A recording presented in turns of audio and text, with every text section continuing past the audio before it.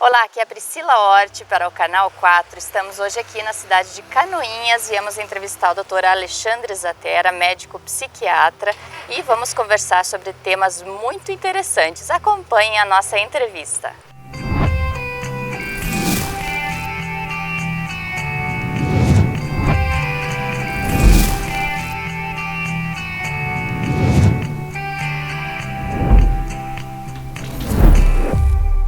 Olá, amigos do Canal 4, este é o programa Vida e Saúde. Estamos aqui conversando com o Dr. Alexandre, psiquiatra aqui de Canoinhas, e viemos conversar um pouco sobre a psiquiatria, em geral, que gera um certo tabu para as pessoas, o que é, o que trata. Afinal, doutor, psiquiatria, psicologia são a mesma coisa? Priscila, obrigado pela oportunidade, mais uma vez assim, você contribuindo de uma forma bastante incisiva para um tema bastante relevante, que são os transtornos mentais e quem os trata, da mesma forma como eu tenho uma fratura, vou a um ortopedista, Exato. Eu preciso ir no especialista certo. A psicologia ela é um ramo das ciências humanas que ela trata basicamente através de sessões os sofrimentos mentais, então através da psicoterapia. O psicólogo ele tem uma formação um pouco diferente da do psiquiatra, O psiquiatra é um médico que fez sua especialização em psiquiatria, O psiquiatra também pode trabalhar com sessões e está voltado a fazer o diagnóstico e o tratamento com psicofármacos de todos os transtornos mentais, Então, basicamente, a diferença estaria na formação, que ela é um pouco mais voltada às terapias, e dentro da psicologia existe uma miríade de escolas, como a freudiana, a lacaniana, a cognitivo-comportamental. E a psiquiatria, dentro da medicina, é uma especialidade, e dentro da psiquiatria existem subespecialidades, desde da geriatria até a infantil. Ah, sim. O médico que é formado em saúde mental, ele tem a mesma formação de um psiquiatra? Saúde mental, pela ONU, ela não tem nem definição, Então, o que aconteceu, Priscila, é que com a demanda aumentando, dos transtornos mentais, o sistema único não dando conta de atender todas essas pessoas, realmente inventou-se um termo de saúde mental que, no final das contas, não traduz nada em si, Não é específico. Não é específico, Então, a formação do profissional que busca saúde mental, eu vejo assim que talvez esteja estudando políticas em saúde mental, mas não tem a mesma formação específica para fazer o diagnóstico e o tratamento desses transtornos. E isso é muito complexo do ponto de vista da segurança do paciente, inclusive. Muito bem. E o que a psiquiatria aí traz à medicina? E o que a medicina pode trazer para a psiquiatria? Durante muito tempo, a psiquiatria ficou à margem da medicina, porque entendia-se que existia uma diferença entre corpo e mente, E isso foi o dualismo introduzido por Descartes, Com o tempo, principalmente nesses 20 anos, esses últimos 20 anos, a psiquiatria volta-se à medicina, introduzido o conceito de neuropsiquiatria ou neurociência, A neurologia por si só não estava contemplando, conseguindo explicar todos os sofrimentos mentais, e a psiquiatria, por sua vez, rescindia-se desse afastamento, que foi ocasionado um ponto de ruptura ali, mais ou menos quando nasce a psicanálise com Freud. E quando elas se completaram, o ganho do ponto de vista estratégico para conhecimento dos transtornos na sua profundidade, de tratamento e de entendimento do funcionamento cerebral foi espetacular. Nos Estados Unidos, eles já têm um programa muito parecido com o Genoma, que já terminou, que eles sequenciaram, Eles estão com outro agora que se chama Conectoma, que são ressonâncias magnéticas de alta resolução em tempo real, mostrando como que os neurônios se comunicam uns com os outros diante Olha, de que várias interessante. situações. E isso aí é muito importante, né, doutora, até para as pessoas que estão assistindo, essa questão do mapeamento, por exemplo, das comunicações dos neurônios, porque é ali que são criados, né, que ficam armazenados os nossos traumas. E por que eles são tão difíceis, tão complexos de serem tratados? O trauma, ele significa tanto na vida de qualquer ser humano, porque ele traz consigo ou a proximidade da morte, ou a vivência de um sentimento de não ser amado, não ser querido ou desejado, ou propriamente desesperança, que pode levar até a um suicídio. Então, quando a gente está falando em eventos traumáticos, a gente está falando de um comportamento que fez com que esse sujeito, na sua linha temporal de vida, se defrontasse com uma ruptura e meio que desviasse ele desse caminho normal e fazendo com que ele começasse a acreditar ou gerar crenças disfuncionais em relação ao ambiente e, consequentemente, validando muito mais crenças que o fazem sofrer do que crenças que podiam fazer com que ele se visse mais liberto ou mais assertivo diante de qualquer situação da vida dele, né? Sim, e como, né, as pessoas devem estar se perguntando em casa, e como fazer para se manter bem mentalmente e fisicamente na atualidade, tendo em vista aí tantos desafios, né, Sim. que a gente enfrenta? Hoje, a sociedade moderna, ela ocupa muito o tempo da gente, falando especificamente do trabalho, né? Então, pegando o jargão até da nutrição, né, que um prato saudável é um prato colorido, uma vida saudável, eu diria que é uma vida multifacetada, onde eu não tenha só o trabalho como meta na minha vida, que eu não tenha somente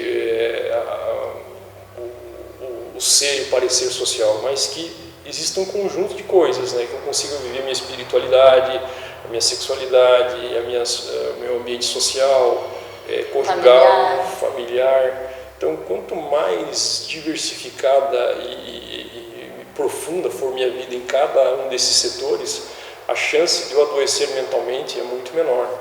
E é importante a pessoa também viver a individualidade dela nesse contexto? Certeza, né? Porque às vezes a pessoa, né, vive para o social, para o familiar, para todas essas questões que o senhor falou, mas falta o eu. O individual, né? O individual. Nós ocidentais não temos muito essa prática. O oriental ele olha muito para dentro de si, né, e tenta se reorganizar a partir disso, né? Tem um ditado oriental que fala assim: olhe para a sua dor, acalente-se e cresça com ela. Então, muitas vezes o olhar para dentro de si é porque a nossa sociedade simplesmente não ensinou, ou a gente não tem esse hábito. Tem um termo técnico até para isso, que é a lexitimia. A gente sente nos pacientes que nos procuram uma grande dificuldade de nominar o que eles estão sentindo. Confunde ansiedade com tristeza, medo com pânico, e por aí vai. E isso vai fazer com que o cérebro comece a dar respostas diferentes. Curiosamente, eu tive um paciente que tinha medo de sapo, e só eu falar a palavra sapo gerava nele um pânico, um pavor. Mas eu escrevi frog, né, em inglês, né, sapo, mostrei para ele não respondeu com um sentimento de pavor. Ou seja, tinha um construto mental, né, baseado num anfíbio, mas com as palavras do nosso português, que gerava nele um sistema de medo, um trauma muito intenso, e que aconteceu muito tenramente na vida desse rapaz. Eu acho interessante isso porque várias pessoas têm esses traumas de animais, né? Sim. E para a pessoa é muito real o trauma, o medo. Porque o medo para a pessoa é muito real, mesmo que ela entenda racionalmente que aquela situação não traga perigo, mas ainda assim é um medo real. Isso aí, aí que está o grande conceito, a grande diferença entre o medo e a ansiedade. Porque porque a ansiedade ela precisa e é necessária ser vivida dentro do seu aspecto fisiológico, variando de pessoa para pessoa. Mas o medo ele sempre vai ser uma resposta ruim, que eu não vou conseguir me adaptar ao meio e vai criar traumas. Certo. É aquela coisa do lute ou fuja, né? Normalmente é isso. E a ansiedade não, ó, eu não posso me aproximar daquele gatinho que é um leão, na verdade, porque eu vou virar o almoço ou a janta dele, né? Bem como a gente sempre diz, a ansiedade até certo ponto ela é normal e até benéfica. E o medo não tem então nenhum benefício. Pega seu errorex mental e tira a palavra medo, coloca enfrentamento, né? É o melhor que se pode fazer. E falando em medo, setembro é o mês dedicado, né, ao combate ao suicídio. Afinal, que tipo de comportamento é esse? Né? Tem a ver com medo? Tem a ver com o quê? Como é que o senhor explica? Olhando para a escala evolutiva, nós somos o único animal desse planeta que atenta contra a própria vida. Vai contra todo e qualquer princípio biológico que é de perpetuação da espécie, né, o suicídio. Então, ele, na verdade, é o preço que nós estamos pagando pela nossa evolução, por sermos hoje a espécie dominante nesse planeta, por ter uma parte do cérebro muito nova, que a gente chama de neocórtex, e é esse neocórtex que talvez fez com que nós sejamos muito diferentes dos nossos primos na escala zoológica e os grandes primatas, né? Eles vivem em sociedade, eles vivem em bando, mas eles não conseguiram chegar no nível que nós chegamos, né? Poderia dizer, doutor, que é o preço que pagamos por sermos seres pensantes? Certeza. Que começa a pensar no que é a vida, no que não é, e de repente dá uma confusão aí. Aí está ligado a traumas, a resiliência, mas existem 3 denominadores, 3 Ds que eu chamo, né? Que vão ser os determinantes para uma pessoa tentar o suicídio ou, infelizmente, cometer o suicídio, que é o desespero, o desamparo e a desesperança. Quando essa tríade de sensações se arma no cérebro de qualquer um de nós, né, existe um afunilamento da realidade e lá no final desse túnel mental está a morte acolhedora, né, a morte que vai resolver todos os problemas. É literalmente uma armadilha mental a questão do suicídio. Então, poxa, mas como é que eu resolvo isso? Não menosprezando qualquer tipo de chamado, qualquer tipo de manifestação, por mais, digamos assim, ingênua ou superficial que pareça, né? Porque às vezes as pessoas falam, está querendo aparecer, né? Estudos dizem que uma pessoa, antes de cometer o suicídio, 9 meses antes procurou algum tipo de auxílio médico, e não foi devidamente ouvido, ou o profissional não teve tempo para perguntar devidamente o que aquela pessoa estava sentindo em outros aspectos, não só o físico. Porque quando você pergunta se a pessoa está bem, se ela pensa em morte ou pensa em fazer mal a ela ou a outros, essa tríade desses 3 Ds ela se desfaz. A pessoa se acalma e ela consegue verbalizar isso e consegue aliviar-se de certa forma, até desarmar até todo um plano já arquitetado para tirar a própria vida. Então tá aí, né, doutor, algo também que os outros profissionais da medicina, quando são procurados, têm também a responsabilidade de ver, né, o que a pessoa está sentindo, se chega a um ponto de suicídio e encaminhar para o psiquiatra. O Jung tinha uma fala muito bacana. Ele foi um médico e um psiquiatra muito, muito culto, né? E ele falava o seguinte, que por mais que tua técnica avance, por mais que teu conhecimento evolua, quando você se defrontar com o teu paciente, que seja apenas de alma para alma, né? Muito bem colocado. E que você escute realmente o outro. Sim, então tá aí, né, essa colocação muito importante. E hoje em dia, doutor, que dicas o senhor daria aí para nosso telespectador para manter sua saúde mental, apesar de tanta insegurança no trabalho e em questões sociais? Como que a gente poderia finalizar essa entrevista dando assim essas dicas para as pessoas que estão assistindo? Legal. Primeiro que o trabalho ele não é o único pilar da vida do ser humano, né? Existem outros pilares que devem ser sustentados, né? Como a família, a espiritualidade, a sexualidade, a individualidade e todos com a mesma importância que se dá ao trabalho. O trabalho hoje, né, ele permeia muito, né, a nossa vida particular. Precisamos ser claros e diretos conosco e com nossos chefes a respeito do nosso tempo empregado. Porque se formos avaliar, Priscila, o que a gente está dando em troca do nosso salário é tempo de vida. E esse tempo nunca mais volta, né? Sabe? Então, workaholic para mim é um tipo de deficiência onde a pessoa não consegue ter outras dimensões bem afloradas na sua existência e que faz com que ela foque apenas no trabalho. Isso é ruim, né? Nós precisamos fazer com que toda a nossa potência como ser humano possa florescer e as capacidades que temos dentro de nós sejam realmente evocadas.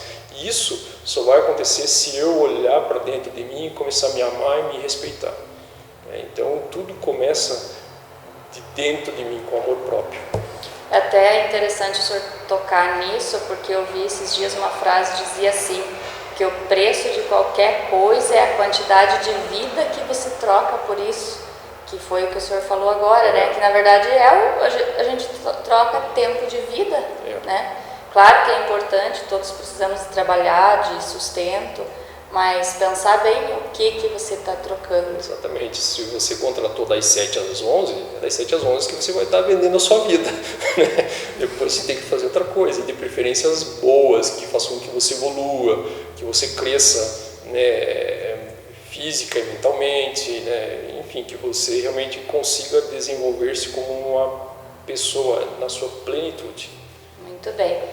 Pessoal, espero que tenham gostado do programa de hoje, né? Falando aí então sobre a psiquiatria, sobre saúde mental, com o psiquiatra aqui de Canoinhas, Dr. Alexandre. Doutor, se quiser deixar um endereço aí para as pessoas se precisarem dos seus serviços. Agradeço. Pessoal, a gente está atendendo aqui em Canoinhas, né? Na Frei Minando Campos 257, na Clínica Santa Luzia. O telefone é o 3622, né? Código 47. 3587, 47 3622 3587 e o e-mail a.zatera@gmail.com.